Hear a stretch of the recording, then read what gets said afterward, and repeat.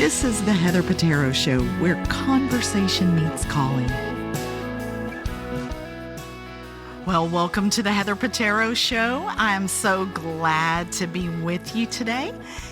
You know, there are episodes that feel like a conversation, and then there are episodes that feel like a calling.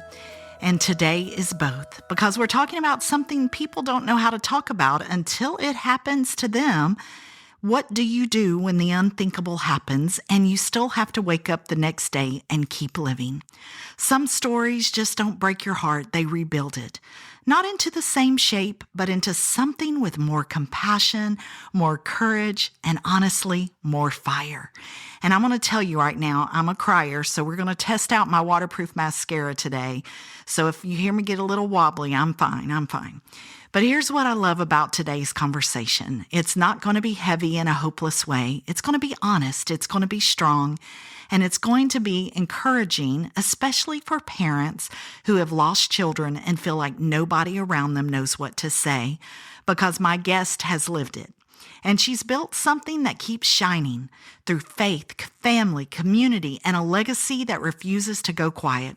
So let's bring her in, my dear friend, Cathy Semeria. Welcome, Cathy. Thank you so much, Heather. I just love what you just said. A conversation about your calling. That is amazing. Yeah. I am so grateful to come and share with you and just have a conversation about hope and faith and love and the goodness of God. Yes, awesome. Yeah. Well, before we get serious, we're going to start. And I'm a crier too, so I'm just saying. Well, good. Then we'll cry together. There you go. This is a good thing this is an audio-only podcast, right? So That's nobody right. can see it. That's right. So before we get too serious, we're going to start like we always do. I want to ask you, what would your grandkids say your signature phrase is? Oh, my goodness. You asked me a question I wasn't prepared for. So I have identical twin 4.5-year-old boys and a 1-year-old boy. And they're all in the same family. They're always asking me, Nanny, could you just read us a book? And so we sit down and they love to read. And then they also love that Tony thing with the little box, and they want to sit down and do that as well. They're just so inquisitive, and they want to know so many things, and they like to go on walks, and I love all of that about them. So if your dogs could leave a Yelp review, what would they say? We've got the best masters in the entire world. We have 3 dogs, so they would say absolutely that. So what is your most petty opinion that you're still convinced is a spiritual gift? Oh my goodness. I was a perfectionist. I'm not that anymore. So I have a tendency to think that the way I see things is right. And so I think, okay, well, I have discernment. That's a spiritual gift. Right, there you go. What's something you do that makes you feel wildly accomplished, even if it's tiny? Well, that would be, I probably would say that's a different answer now after losing a child, after losing our daughter. In the beginning days, it was getting out of bed that I felt wildly accomplished. But now it's just all of the privileges and activity that we get to do around Christina's foundation that we set up, and we get to interact with the next generation. So that's super exciting, and that makes my world, turn round for sure. Well, listen, before we go any further, I need the audience to understand something about you. You are one of the strongest women I know, and also the only person I know who has turned an email inbox into a full-blown historical archive. You told me you had 99,000 emails. Is that true? Come on. That is true, and everybody gives me a hard time, but then when my family wants me to find something that was 5 years ago, I can find it because I save everything. And that's come in really handy sometimes when people are like, I don't know where that is. I deleted it from my email box. Let's ask Mom. Let's ask Cathy. So that's true. I do have 99,000 emails. So you don't have an inbox. You have a museum. I do have a museum. It's an awesome museum. Some people have a clean out your emails era. Cathy has this might be important in 2050. That's right. Exactly. All right. Now, I want to hear the story in your voice. I'm just going to ask some questions. This is all about you and your story. So, for people meeting you for the first time, who would they say you are? I think they would say that I'm passionate and that I'm living my life on purpose, that I'm strong, and that I would like to think they think that I carry the light of Jesus and love for other people. That's what I hope people would see in me. Mm-hmm. You also work as an executive assistant with the National Christian Foundation, where the mission is all about mobilizing biblical generosity. What does that mean? That means helping people with the gifts that the Lord has given them on this side of heaven, whether it's monetary or if it's real estate or gold bars or jewelry or whatever, and helping them pour that in and pour it back out to advance God's kingdom. Mm-hmm. And it's working with very large givers as well as very small givers, mm-hmm. And helping them understand that our purpose here on earth is to pour into others, mm-hmm. and to point people to Jesus, and not just sit sit and store up in your storehouses, mm-hmm. the gifts the Lord has given you. So it's an amazing organization to work for. Do you think generosity is a spiritual gift, or is it something that someone can learn to do? I absolutely think it's a journey on this side of heaven. I've witnessed how people, were more a little tight-fisted. And then once they realize the beautiful gifts, I would think you would say the same thing. When you serve people, I get way more out of serving people than I do somebody serving me. Mm-hmm. And I have to work more on that because we are supposed to do both. But definitely something everybody can learn. And the freedom and the beauty and the joy that comes with that. That's amazing. Yeah. That's amazing. So you said your passion is the next generation. Why them? Why does it feel urgent? It feels urgent because as I was growing up, we moved every year. I was in a different school every year till 10th grade. And my dad was a pilot in his first career. And because of that, I'm the oldest of 5. My mom tried to do the best she could, but I didn't go to church, and nobody told me about church. Nobody told me about Jesus. And so nobody told me about Jesus till I was 40. And I remember thinking when I was told about Jesus and invited to go to church, how the first thing I thought of was like, wait a minute, if you have the key to eternity, why didn't you share that with me? And so that has burned in my heart. And back in 2002, the Lord just gave back all the years. The locusts ate away. And my husband and I, just our whole family, our generation, as well as all the generations that are going to follow, and I think of the song Blessings, know who Jesus is because 2 ladies walked in my antique shop, and said, hey, do you have a church home? And it's the power of invitation. And so that backstory is why I'm so passionate about making sure the next generation knows who Jesus is and knows what their purpose and their gifts are, because we all have them and the Lord wants to use them. Absolutely. When you say reaching the least, the last, the lost, what does that look like in real life? Let's say somebody doesn't want to go on a mission trip, or they don't want to do the things that people usually think about when you are an evangelist or evangelical. What if they say, I don't feel comfortable talking about my faith? How would you help them with that?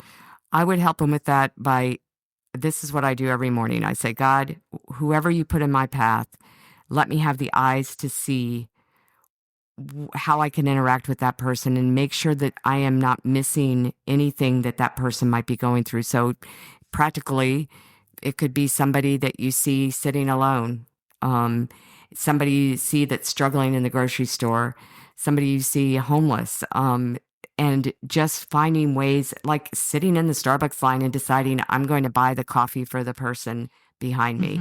Mm-hmm. Those seem like simple things, but you could change somebody's life by doing a simple thing like that. Sure. Yeah. Well, let's talk about those simple things. One of the simple things that I've been doing is and I love doing this. I love I love surprising people with kindness. And just, if you see somebody loading their grocery cart and you're headed back, just say, hey, can I grab that cart for you? Right. That's right. And I read this somewhere. I don't know where I read it, but within the last few weeks, I've done it. So as I'm going through the grocery store line, I'm talking to the cashier because I'm a social butterfly and I always talk to everybody. I don't leave anywhere without any new friends. So I asked the cashier, I'll say, what's your favorite candy bar? And I pretend like I'm looking for me. And like the other week, a girl said, oh, Hershey with almonds. And I said, oh, okay, cool. So I grabbed it and I put it on the cart. We paid for it. And when she handed me my receipt, I handed her the candy bar. I love that. And so I love that. I am constantly looking for quick, easy, fun things like that. Easy. I mean, a candy bar costs what, $2? That's right. To me, it's worth that. That's right. To make a difference in somebody's life. Well, and when many years ago, just when we had found Jesus, or Jesus found us, I was working as a barista in the Starbucks, and I had a bracelet on that said Jesus loves me, and the line was out the door. My shift was 5 a.m. to 11 a.m. And this one man saw it. He said, what does your bracelet say? And I said, Jesus loves me. And he said, well, he doesn't love me. I've been too bad in my life. And I had that one little 30-second, if that, opportunity to say, oh, he sees you and he does love you no matter what. So I love the candy bar thing. I might have to take that on my little grocery adventure next time. I love that, Heather. I love that. So what's one thing adults miss about young people? Because you work with a lot of young people. What do you think most adults are missing to identify with the younger generation right now? The busyness of their life. They're missing their innocence and how they're also struggling. Our world has become very complicated. I'm sure every generation says that, but it seems like it's become even more complicated with technology and with social media and the anxiety and everything else that's going on. And taking the opportunity to just sit with somebody. I mean, I teach 4th and 5th graders and also middle school girls, and they have so many questions and they're hungry for so much. And just taking the opportunity to not miss that they really want to talk to adults. They may act like they don't, but they do. And not missing that opportunity to sit down with them. Yeah. Yeah. That's great. So I hear you ran the New York City Marathon in 3 hours and 55 minutes. I mean, you just need to admit you're part gazelle. Yes. I mean, how was that experience? It was amazing. I worked in Manhattan and it was one of my bucket list items. It was many years ago. It was in 1991. But I trained for it right. And the weather was perfect and it was electric. I mean, just the people and watching people throw their shirts when they got hot enough up into the trees, and I felt great the whole race. I really did. Now, I did not know that under 4 hours was a goal. If I had known that, I probably wouldn't have made it. But about, I don't know, maybe 5 minutes before we got to the finish line, a girl was next to me and she said, we're going to do this in under 4 hours. And I'm like, is that good? And she's like, yeah, that's a real goal. So I'm glad I didn't know that. And the funniest stories, we went to dinner that night, me and my husband, and we went to a French restaurant and I had my medal and my husband wanted to wear it. Okay. And he's British, so he's super funny, but he had it on in the restaurant and this older couple sent over a bottle of champagne. They thought my husband had won the race. And I'm just sitting there going, wait a minute, I did this race. You did not do this race. But it was magical. It really was. That's awesome. Yeah. Well, let's talk about your daughter a little bit. She is a whole person, a whole life. She is still shining. What was she like? Christina, oh my gosh, she was fearless, a lover of Jesus like I've never seen before. And you know my backstory now, that's a miracle. Extremely gifted. Everything she tried, she was good at, which was very annoying. She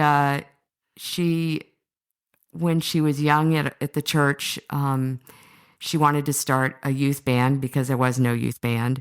And so she went to the youth pastor, and he said, okay. And they started a youth band, and they called themselves Rise. And she had done the children's musicals as a young, first and second, third grader. And that youth band stayed together all the way until they were in college, and they were really good. They did the sunrise services, and the statement that you said about looking for the least, the last, and the hopeless. That's what Tini did. We called her Tini because her brother Nick couldn't pronounce Christina, so it got shortened to Tini. The good news is she was very petite. I probably could have been an issue if she wasn't, but she found her place at FCA, and she became the FCA president at Milton High School. And she just loved people, and that's what she would go for. She would walk in the hallways and just go up to total strangers and say, I'm not sure what's going on with you, but can I pray for you? Mm-hmm. So she was very bold with her faith, and loved, just loved people. And she really did go for the least, the last, and the hopeless. She never had like cliques. She had friends from all walks of life, and a lot of them were kids that were really struggling with really hard things. And that's who Tini was magnetized towards. Mm-hmm. So yeah. And then she was a horseback rider, and she was a dancer, and she was a songwriter, and she taught herself how to play the guitar, and just everything she tried. I'm like, could you please just share some of your gifts with other people like me? Because everything you try, you're so good at. But she lived her 19 years on this side of heaven in a very bold, incredibly impactful way. Yes. So what's a funny story that you remember about her? Oh, because she was so fearless. Remember the Snowmageddon that we had? She was bound and determined that she was not going to be stuck at home with us. And I was home. It was me and her. And she came downstairs completely dressed, and now it's almost dusk. And she was like, I'm going to go walk up to Milton High School, which was like 10 miles away. And I'm like, what? We spent the next hour and a half screaming at each other in the driveway. She was telling me I needed to go to a psych hospital. I mean, she was just very fearless with everything she did. And maybe that's part of the streak of the perfectionist and thinking she's right at everything. But we laughed about it later. But boy, all my friends are up at Milton. I want to go up there. And I'm like, cars are sliding off the road. It's dark. And so that's one of the funniest stories I can think of. So I know I got to meet her, and I was so blessed that I got to meet her. She was the kind of girl who could walk in a room and instantly have everybody acting like they knew her for 10 years. She's just one of those magnetic personalities. So I have to ask you, when a child leaves this earth, their light doesn't disappear. It just changes form. Tini's still shining, right? Yeah, she is. In a lot of ways, which is crazy. In some ways, I think God has used it to even shine it brighter. It'll be 10 years this year since Christina went to worship her Lord and Savior for eternity. But what the Lord has done with her life, the very first night when we found out she went to be with Jesus, I remember getting on my knees, and I remember begging God to not let me become bitter. And He has honored that in the most beautiful way. And I've prayed so hard, show me what you want me to do with my time on earth, because it's urgent and it matters. And we don't know when our last breath is going to be on this side of heaven. And He has honored that in beautiful ways. I'm not going to say it's been easy. It's been hard. But I have been able to get glimpses of that bright light in ways that I couldn't even describe to you that first year, because the first year was all a blur. But He made it very clear, I do not want you to waste your pain. And I do not want you to waste your gift. And we're back to the backstory. Nobody told me about Jesus till I was 40. So the urgency of losing Christina on top of that, and the gifting of evangelism based on that backstory, He has equipped me to do things I never thought I could do. And that's because the Lord says, all I'm asking you to do is say yes. And I will equip you. and I will make your weakness strong, because it's my strength and it's my glory. And he has done amazing things that I never thought that I could possibly do. He continues to call me in deep waters. And one of Christina's favorite songs was Oceans. And she got a tattoo, which we weren't told about, until I did not know she had that tattoo until the actual Celebration of Life service. But she got a tattoo with the wave on it to keep your eyes above the waves. And I just think when the Lord called you, you can either say yes or no. You can be bitter, or you can say, I don't want to waste my pain. Show me who I'm supposed to minister to. And God, I'm trusting you that if you've called me, you're going to give me the strength and the gifts to do that. And he really has. So. Well, take us to 2016 and what happened. It made national news. Yeah. It was amazing how it got picked up by the Associated Press. It was all over. What do you remember about how that day unfolded? Yeah. So Christina and her 4 best friends, their RA from their freshman year, she went to UGA in Athens, Georgia. Go Dogs. I would be amiss if I didn't say Go Dogs. Of course. And their RA was a senior in April of 2016, and she was getting ready to graduate. And she had taken these 4 girls that were on our hallway and had befriended them. And she was in Young Life, and these were her little chicks. And the week before finals, she had called them or texted them. I probably texted them and said, let's all go to the Iron Horse, which is a bucket list item for UGA students. It's a big iron statue of a horse in the middle of a field about 15 minutes off campus. And the girls said, we can't do that. We're studying for finals. It's, spring finals are right here. And Agnes, begged them and said, please, I'm getting ready to graduate. We'll just go. We'll see the sunset and we'll get back. So they finally agreed to do that, and they went that night. It was dusk, and there were some kids that saw them there and said they were climbing the horse, and they were full of joy, and they were singing and praying, and we'll never know what happened that night. But they got back in the car. Agnes was driving, completely straight road, not speeding. Nobody was doing anything wrong. Nobody was texting. Nobody had been drinking or doing anything wrong. And for whatever reason, Agnes swerved, and Christina and her 3 best friends were killed. Tini was not in a seatbelt, which was very unlike her. My guess would be they packed themselves in the back of the car. So she landed in a field, in a pasture, which is the first time I saw that field. The Lord just dropped his scripture, I lay you down in green pastures. And Tini probably was like, I'm out of here first. I'm going to go be with Jesus first. Agnes survived. And we did not find out until, I want to say it was like 1 or 2 in the morning. Our son Nick was home with us, and his best friend had called from UGA and said, you need to get your parents up. And there's been an accident. And so before the police could get to us, they had gone to our old house. We had moved within a year, and Christina had not changed her license. So they went to Fulton County first. And so they didn't get to us till about 1 or 2. But by the time they got to us, we knew. Because the Lord sent 2 ladies into our shop in 2002, we knew where Tini was. And our house was filled with our church community. By 3 a.m, you couldn't move in our house. It was all a blur. You can't even really describe it. It's all surreal. But people and the Lord never left us. That first year is very, very foggy. And this year is sort of weird because it's a decade. And so time is a totally different thing. Yeah. Grief changes everything.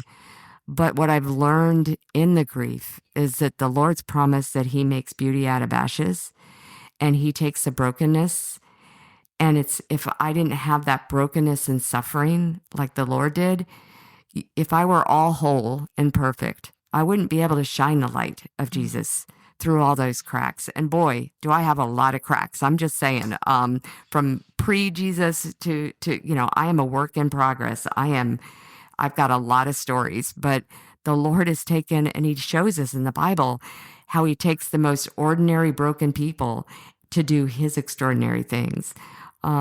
So, those first 6 months, the Lord told me, be still. Everybody does grief differently. So, I told my husband and my son were like, you need to get back to work. And I'm like, no, the train has stopped here. So I took 6 months, short-term disability, and I sat with the Lord, and it was the most beautiful. I can't describe the nearness of the Lord. His promise about being near to the brokenhearted is true.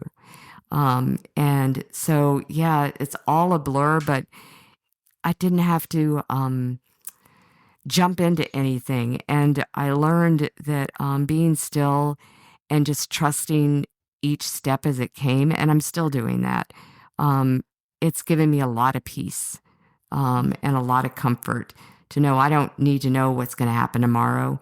I just need to stay in today and get as many people to Jesus that the Lord might interact in my day with. And I'm so grateful for the opportunity to pour into the next generation. And Christina wrote a blog a month before the accident called Spark in the Dark. And I remember the night she wrote it and she sent it to me and she said, what do you think, Mom? And I said, oh my goodness, you gotta, publish it. And she wrote just the one post. And it was all about being the light in the world and being that spark in the dark. And we took that name and we created her 501c3, the Cathy Semeria Spark in the Dark Foundation. And I knew the Lord told me really early on, the way you're going to raise the money for this is you're going to do a 5K, and you're going to do it at UGA because you're going to reach the next generation at UGA. I wasn't ready until 2020, and we all know what happened in 2020. And so we had the date all picked, but we could not do it. And so that very first year, after being told we had to postpone it and still postpone it in the fall, we did it virtually. And it was amazing because I worked for a company that was all over the globe. And we had people riding bikes that were lit up in Israel, in Australia, in Canada. And we raised, $20,000 that first year. And that is built, and we have our 7th annual one. It's at the UGA golf course. That's where we've done it now in person, but we still allow people to do it virtually because it's spread all over the world. Only God can do that. Not Cathy and Dave Semeria. Only God can take what he's called you to do and blow it up. And that's what he's really done with that. And so now we're up to a dozen scholarships that we give to the next generation to pour into them and point them to Jesus. And it's amazing. It's an honor and a privilege. It really is. It sounds amazing. You said your pain has a purpose and you refuse to waste it on this side of heaven. You also said something that needs to be said louder for the people in the back.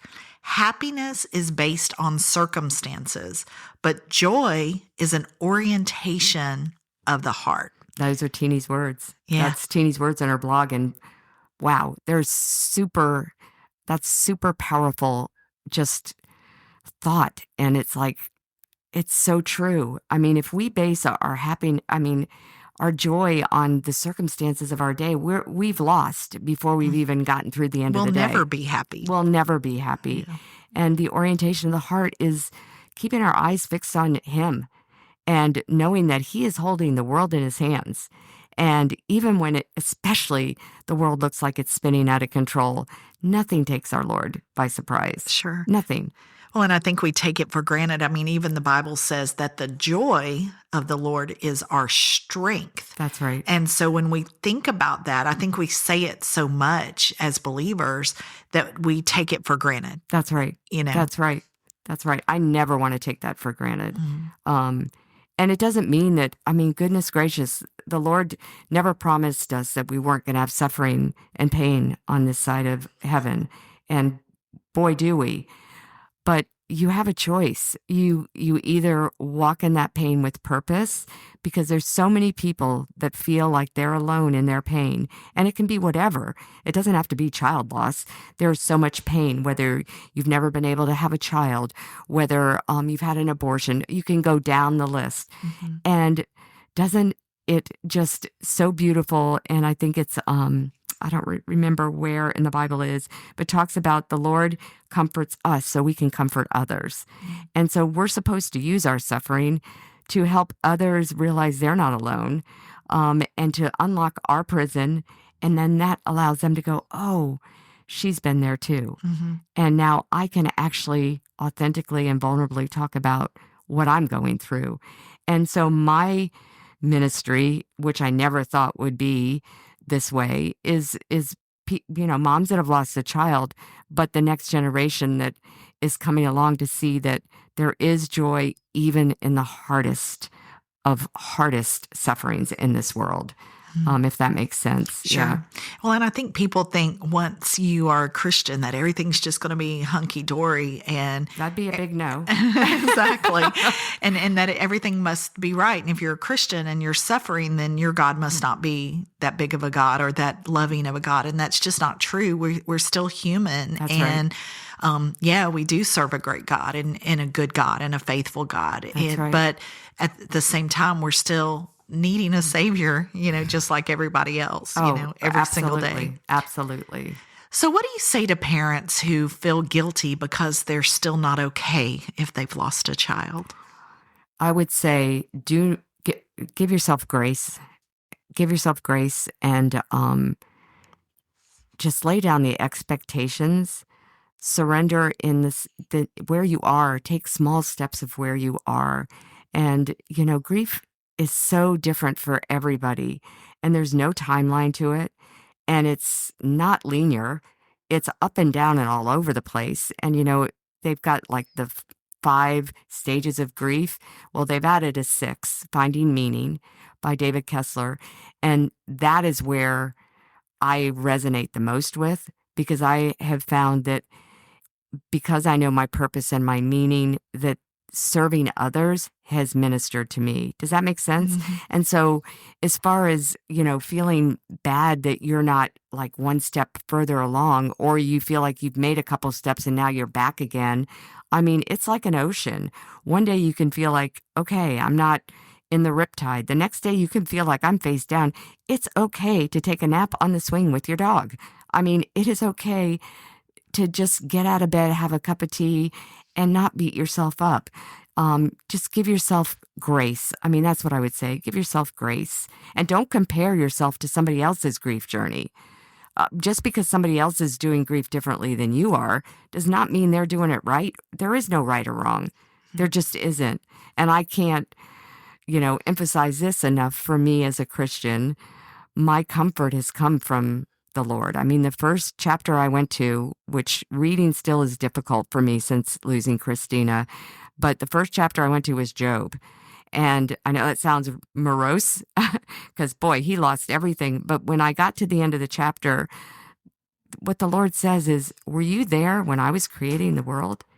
Are you the one that knows everything I'm planning? I mean, the Lord has the big picture. We only see the tiny little pieces. And sometimes if we're lucky enough, he'll show us a puzzle piece that fits together. And, it's try not to figure it out. He says, stay in today.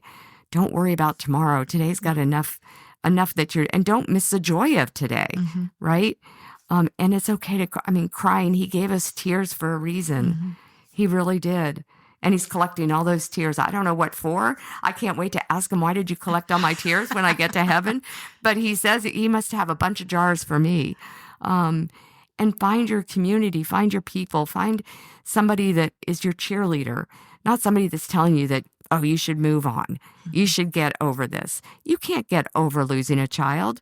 You love that child forever, and they will be forever. They aren't a was.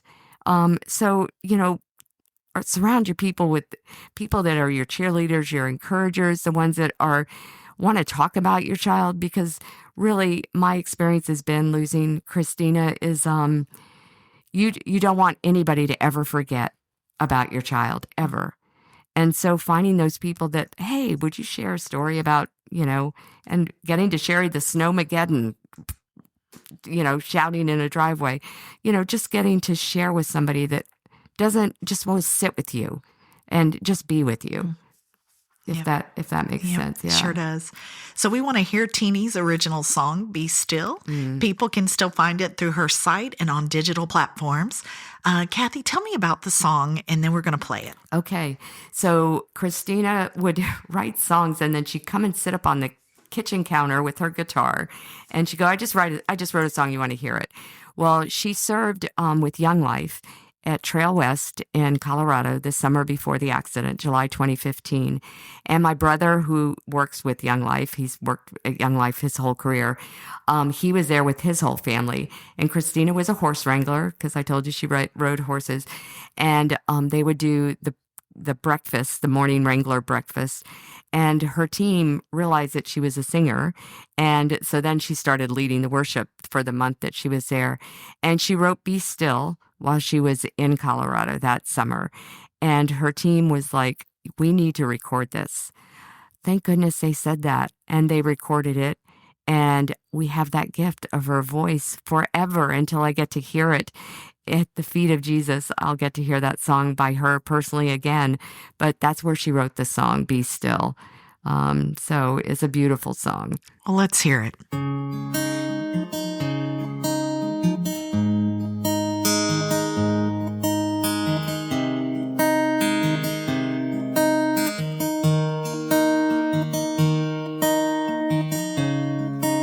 I tell the seas when to roar and mountains when to fall, yet I still know you, the hairs on your head, the depths of your heart. So be still, my child, and know that I am God.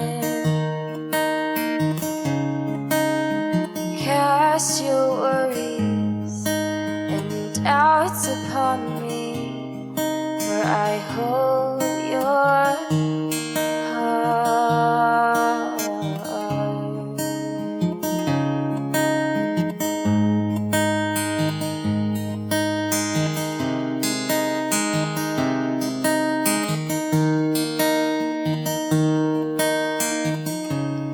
With me by your side, you have nothing to fear.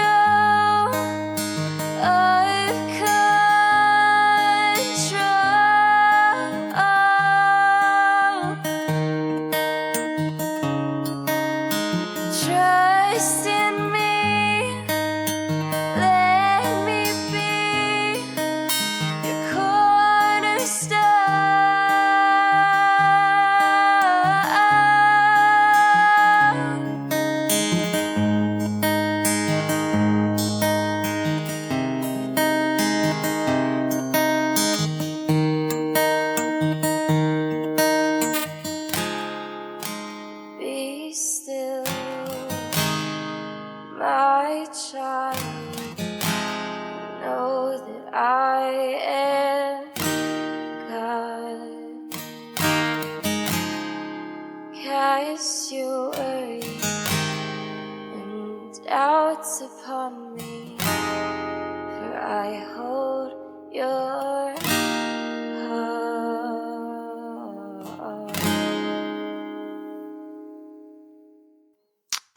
What a beautiful song, Cathy. That was so wonderful. I'm so glad we got to share in that together in this moment. So if a grieving parent listens to this podcast or to Tini's song, Be Still, what do you hope they feel? I hope they feel hope. I hope they feel like they're not alone. I hope that they'll pick up the Bible. There's so many great words of comfort and peace in the Bible. I hope they'll find their community of people that will cheer them on and encourage them. We started a group here in North Atlanta called Warrior Moms, and there were just 5 of us. And now we have a private Facebook page, and we meet monthly, and none of us know what we're doing. We're not experts, but we all have the same common denominator. We've lost a child, and that's grown now to at least 30 people a month come. And we had our first weekend retreat for moms that had lost a child. And we're doing a day retreat, April 18th here in Canton, Georgia. And I have just found that knowing that you're not alone and that you find other people that have walked the same sort of journey is so, so comforting and brings you peace. So that's what I would say. Tell us about your book, Grieve Like a Mother, Survive Like a Warrior. Why did you all write it? It's a conglomeration of stories, right? It is. There's 14 of us that decided that we wanted to write a book to bring hope to moms that had lost a child. It was a labor of love. There were many of us that were like, I don't know if I can write a chapter, because it was hard. It was hard to write it. And so there's 14 moms, 14 individual chapters. Everybody has lost a child just in a different way. And everybody is given what was hopeful for them, what helped them. We wanted a book that we wish we could have found when we lost our children. And it took us a couple years to compile the chapters and to write it and edit them. And then, just like God would do, some random person happened to be at the same random place in an airport that was a publisher, and the next thing we knew, they had picked up our book. And so it was released last fall, and we also did the audio version, the Audible version, and that was released a couple months ago. And really, our hope is that we bring hope to other moms, that they're not alone in anything. And that's why we wrote the book.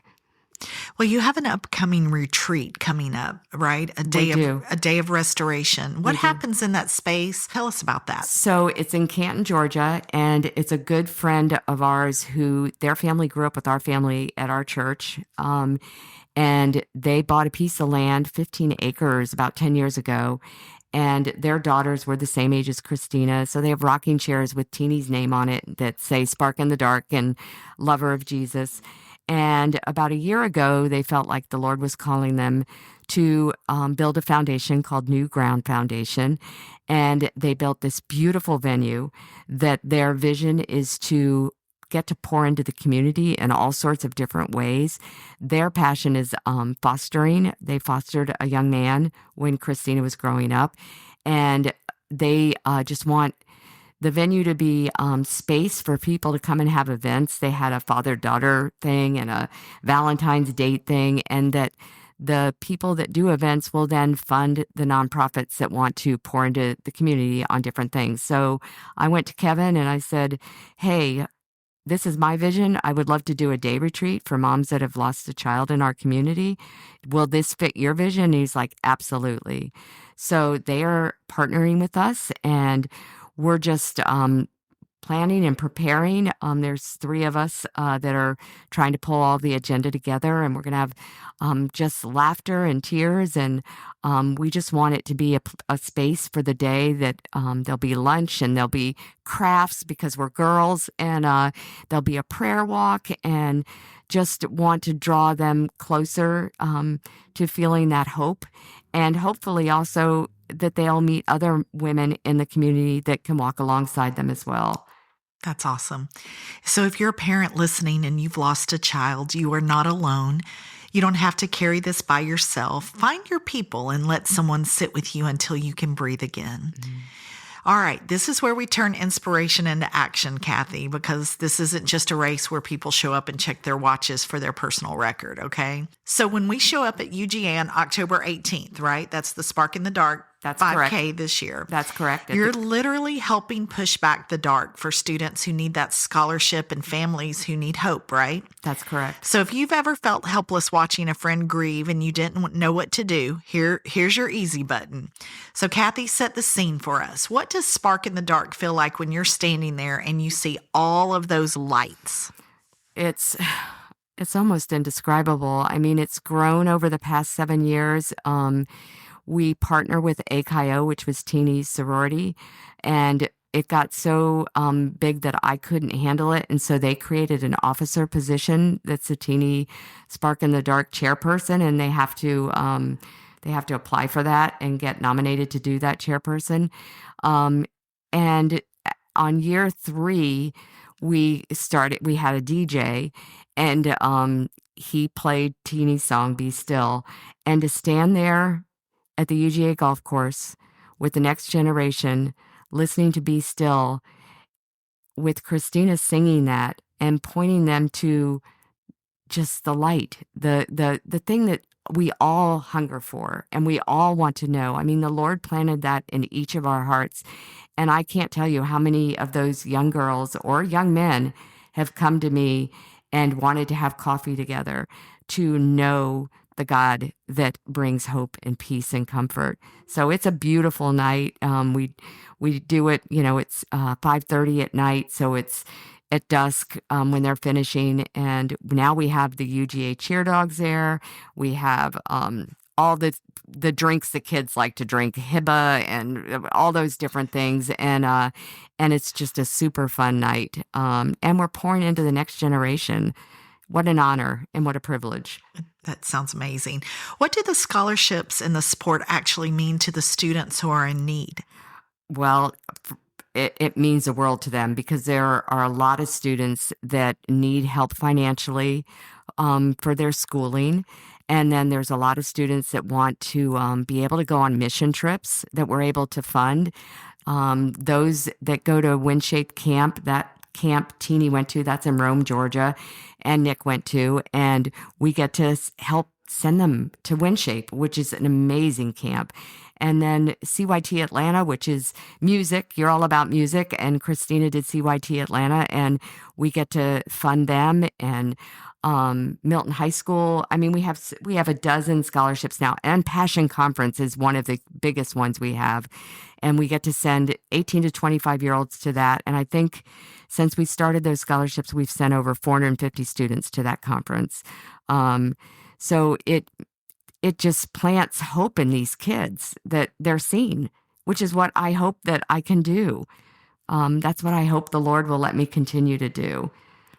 So for somebody listening who wants to help, but they can't go to the 5K in Athens, how can they get involved? Donate, go virtual? Yep, they can go virtual and they can donate. There's all sorts of tiers of donating. And it's on Run Sign Up, and just, type in Christina Semeria or Tini Semeria Spark in the Dark. It's up and live now already.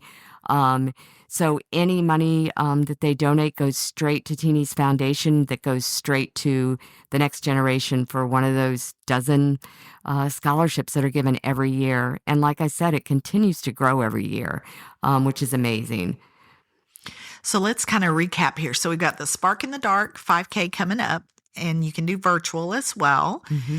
We've got Tini's music and blog at ChristinaSemeria.org, and that's Semeria. We've got Warrior Moms, the book, the retreat, and they can follow you on Instagram at Cathy Semeria and at Tini Spark in the Dark, right? That's Did correct. I get all those Yep, right? that's Okay, right. awesome. You're wearing me out. I know. Well, I want to make sure everybody Yeah. has everything that they need so they can find all this awesomeness. So I want to know, what is something that still makes you laugh every single time, just in general? My grandsons make me laugh all the time. They are very funny. I mean, the identical twins, that's a whole world that I didn't know existed. They are very, very funny. And then my dogs, they make me laugh. So, and my husband, I mean, he's British. He's hysterical. He never ceases to make me smile and laugh. So what is your most used emoji? Well, let's see. We got a lot of sarcasm in our family, a lot of sass. So usually the one with the girl that's slapping her head, because somebody will say something smart alecky to me and I'm slapping my head. All right, awesome. What's your favorite tiny joy? Because we spoke about joy. What is your favorite tiny joy right now that you refuse to feel guilty about? So Tini rescued a puppy, much to my husband's dismay, the December before the accident, and she named him Moose because she knew he would be small. So that's Tini's sass, and he has been an amazing gift. When she brought him home, I said, "Are you sure he's not a hot dog?" And she went, "No, he's not a hot dog. He is a mix of a corgi and a lab." Just think about that. And that is what he is. He has a lab face and a corgi body.